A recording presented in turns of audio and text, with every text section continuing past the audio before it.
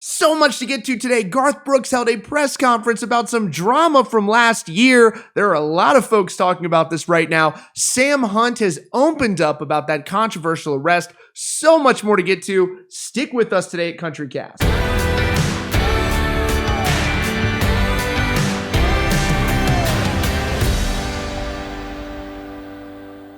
Welcome to CountryCast. Thanks so much for joining us. If you're new here for 1 second, please just subscribe with notifications on. Hit that button. It shows YouTube you like us. They'll show our videos to more country music fans. But first, we got to get to the Sam Hunt story before talking about the big story of the day, Garth Brooks. Now, Sam Hunt is speaking in a new interview with Hits Daily Double that he's opening up about that arrest from last year. And he had a lot of good things to say about it. People make mistakes in this world. They shouldn't be defined by it.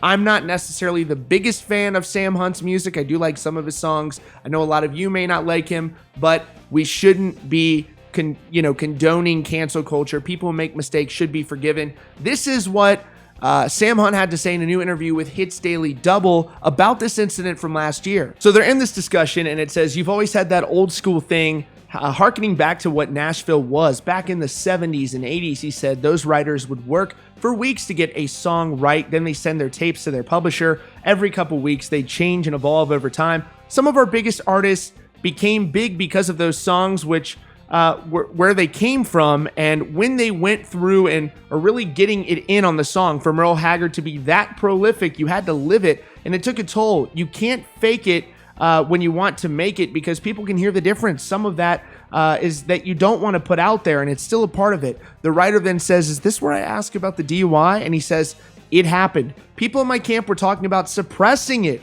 but why would I be afraid to talk about it? It happens. It's true. I was raised and taught to respect alcohol. Moderation is important. I've never wanted to glorify it. It's a cheap trick in country music, and I've always wanted to avoid that.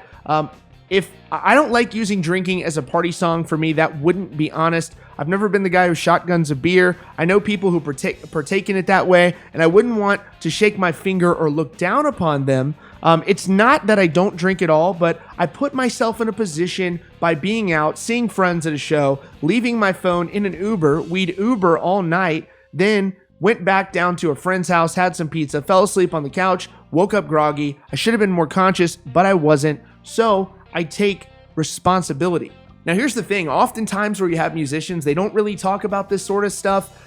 Kudos to Sam Hunt for being so open about this. Probably not an easy thing for him to talk about, but usually in these situations, the best thing to do is take responsibility. And again, this guy doesn't deserve to be canceled for a mistake. Nobody does. So my hat is off to him for that. But listen, I wish I had more time, but we don't. We've got to talk about the artist formerly known as Lady Antebellum, now called Lady A. Now, for the last several weeks, they were getting along with an artist of a similar name, a black jazz musician, a well-known singer in the Seattle area, who's been using the moniker Lady A for the last 25 years at her performances. So, obviously, Lady Antebellum, Lady A, they changed their name during the Black Lives Matter movement, and they said that the name had connotations to supremacy and racism and things like that. And so they changed her name to Lady A. Well, you have a musician who happens to be a black female, and then she is now speaking out against them, saying that they've been disingenuous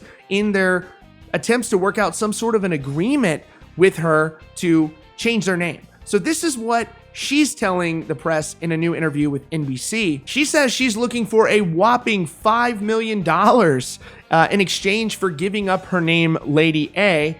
Lady A, a 62-year-old blues singer from Seattle, spoke with Chanel Jones on the third hour of Today Wednesday about the feud with the band Lady A, who changed their name last month because of its association with the Civil War. "Their intention is good," said Lady A. "I applaud them for that, but you can't go from Antebellum to A and think that nobody knows what it still stands for. If that was your nickname and everybody knows it still stands for Antebellum, what change have you actually made?" She says, "You want to be an ally, and allyship requires that you give up something sometimes. It requires that you put action behind your words. As soon as they put out a CD as Lady A, they wipe me off totally off Amazon, iTunes, and Spotify because they have more fans than I do. You can't have Lady A apples and Lady A apples because somebody's going to suffer." After initially meeting with White in search of Positive Solutions. The band Lady A sued her on July 8th, saying she demanded a $10 million payout from them. The lawsuit is not looking for monetary damages, instead seeking to allow the band to continue to use the name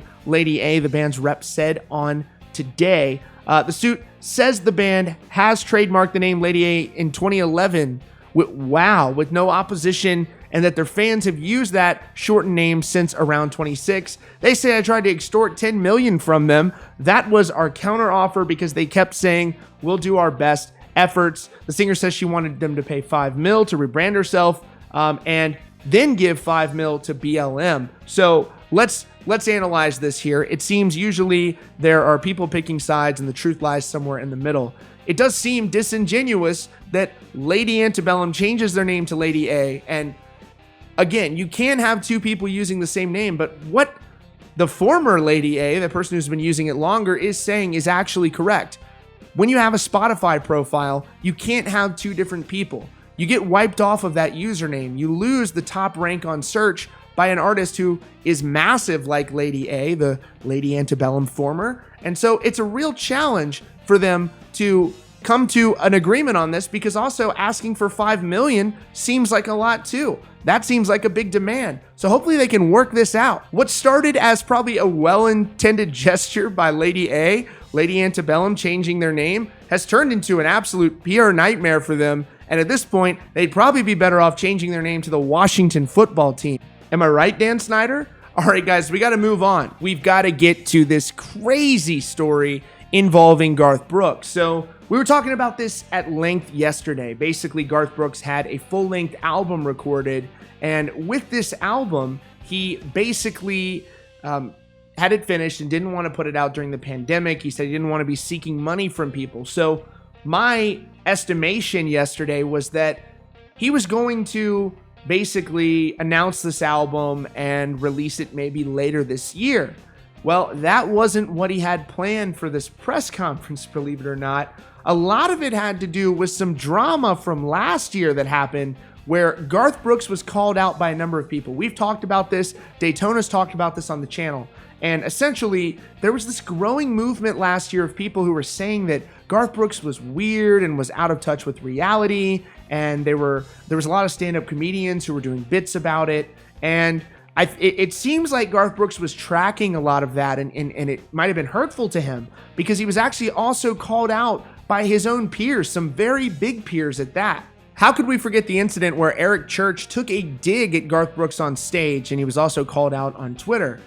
During a show at the Anaheim in Washington, D.C. back on November 16th, you saw that Eric Church took a dig of Garth Brooks' win with the Entertainment of the Year. He changed the words to, "All I know is Garth didn't do it this way," and he got some cheers from the crowd. And there were a lot of people in the country music industry who were displeased because Garth Brooks has won Entertainment of the Year in country music a whopping 7 times. So he took that dig at him on stage, but that wasn't the only criticism that he took. So here it is from the Tennessean. It says, Garth Brooks withdraws from running for CMA Entertainer of the Year, country music's top prize. Again, he's won 7 times. Garth Brooks won't compete for Entertainer of the Year at the CMA Awards this year. Brooks, a 7-time winner of the lauded country music honor, considered by many to be a top prize in the format, said Wednesday, it's time for somebody else to hold that award. He last won Entertainer of the Year in 2019 when some in country music fandom argued passionately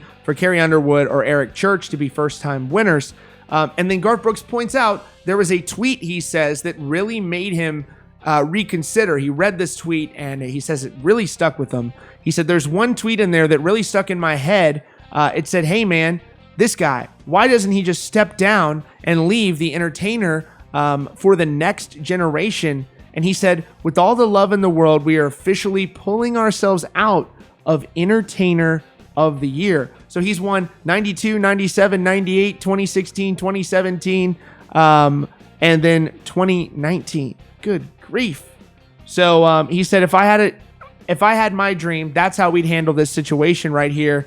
Now this is where things get interesting. The CMA actually responded to this and said, we don't let people remove themselves from contention. We're going to give it to you if we think that you deserve it. And that's very interesting there. So if you're the best, we're going to give it to you regardless. This is the balloting process starts from July 1 till June 30 of this year, of the last calendar year. So the nominations have been sent in, and it seems like maybe Garth Brooks has been tipped off that he's probably going to win it again, and he doesn't want that to happen. Here's the statement from CMA. There's 7,000 members voting. They said if voters have nominated Garth Brooks in the first round, his name will appear on the second ballot. It will then be up to voters in this second round to select their top finalists. The final 2020 CMA Award nominees, which will consist of 5 nominees in each category, will be announced in the coming weeks. We look forward to seeing who our members vote for when the 54th annual CMA Awards air on ABC in November. So there is actually a scenario where, against Garth Brooks' wishes, he could still win this award. And I do like the idea of an organization saying, look, if there's a Tom Brady in our industry, if there's a LeBron James in our industry that's dominant, we're not going to withhold the championship from them. For me, but thank you for going through these kind of hoops and hurdles to get this done. For me, it's a great morning. Probably going to get a little emotional because it's me anyway. I always do. But this all started last year at the CMAs last year. We were lucky enough to win Entertainer of the Year last year. And so right after that, we got to play Knoxville, which was great. So a lot of great people, a lot of people from the CMA came to Knoxville. And weather couldn't have been better, crowd couldn't have been better. But the conversations that started after that was to simply ask the CEO. One of the interesting things about this, just to jump in here for a second, is you can see he looks like he's on the verge of tears, and this looks like something that has really affected him. He is arguably the biggest entertainer of all time in terms of numbers and sales. You can see that this has really weighed on him, and he's emotional about this, and this is something that most of us didn't even really think about. CMA, if it was possible, with all the gratitude and love in the world, that we could establish some kind of Entertainer of the Year emeritus kind of thing. And so they were very sweet to entertain that thought. So they had meetings, and we were supposed to announce at Music Fest, CMA Music Fest, and of course, with the COVID, that got pushed out as well. And they came back and said, hey, look, as much as we'd love to help you on this, we can't determine what artist is up for what award. And I totally get that. And they tried really hard. And so when we told them we were going to have this press conference, they went back and had another meeting. Very sweet of them to go through all of this. And they just came back and said, it's not our call. We cannot pull you out of an award. So today we sit here and humbly ask, with all the gratefulness and love in the world, we're going to do it ourselves. Okay, this is my first time seeing his comments. There's more to the story here, man. He says we told them we're going to do a press conference. That to me seems like you're coming back saying, fine, we're going to come out, publicly against this. And now you have Garth Brooks saying they're publicly asking them. Some of this seems a little political, between these two entities, with Garth now doing this and asking to be removed. And then the CMA coming out and saying, we don't withdraw people. We want this to be an authentic voting process. All right, here's more. We're going to pull ourselves out of Entertainer of the Year. It all stemmed, everybody in this room right here, in this virtual room, pretty much was at the CMAs last year. And you guys pretty much saw what happened after the CMAs for all the way through the new year.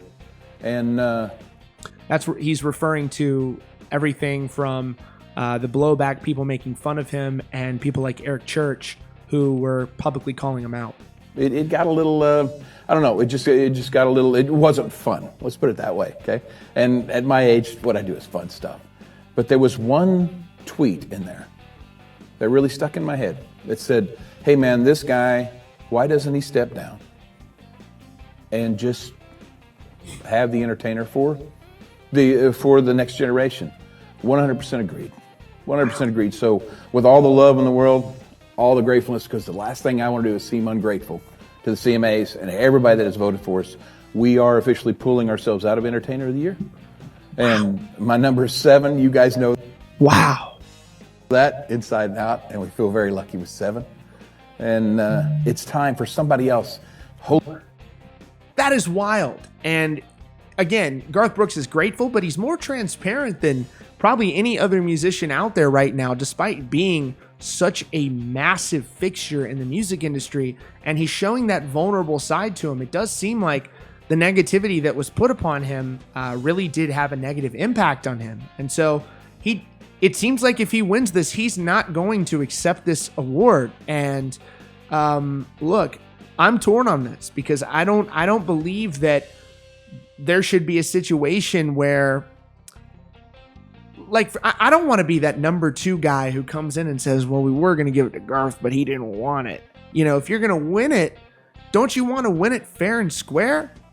You know, I mean, these people are voting for Garth Brooks. So if they believe Garth Brooks is the best, just like if Alabama's the number 1 football team because, you know, the polling system reflects that, then you should take it. But it seems like Garth Brooks doesn't want to be Tom Brady anymore, and I respect his decision fully.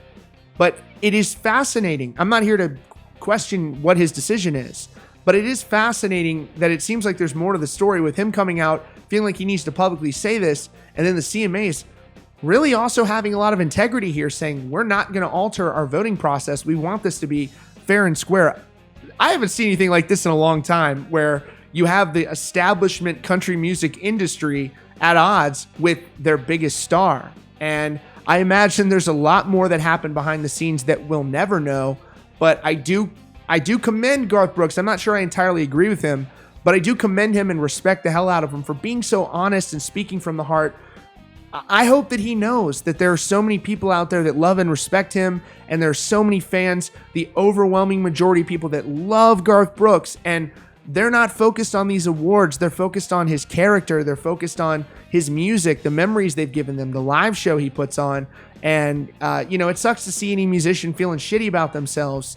So, again, send my heart out to Garth Brooks there. And it's going to be interesting to see if he actually comes out of this getting the CMA award this year. And what a weird situation that'll be.